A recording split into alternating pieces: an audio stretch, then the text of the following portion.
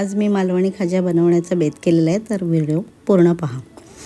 चण्याचं पीठ घेतलेलं आहे, त्याच्यामध्ये तेल गरम करून मोहन टाकलेलं आहे, ते चांगलं पीठ मळून घेतलेलं आहे।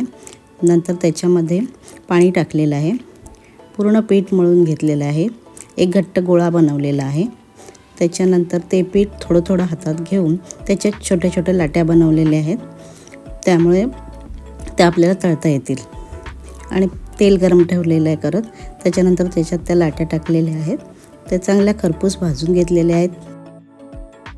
कमीत कमी वेळात तुम्ही ही रेसिपी बनवू शकता। तळून मी बाहेर काढलेले आहेत। नंतर एका भांड्यात गूळ टाकलेला आहे, त्याच्यात आलं किसून टाकलेलं आहे, काळे तीळ टाकलेले आहेत आणि ते परतून घेऊन त्याच्यामध्ये त्या लाट्या टाकलेल्या आहेत, त्या चांगल्या मिक्स करून घेतलेल्या आहेत। व्हिडिओ आवडली असेल तर व्हिडिओला लाईक करा, चॅनलवर नवीन असेल तर चॅनलला सबस्क्राईब करा। व्हिडिओ पूर्ण पाहण्यासाठी धन्यवाद।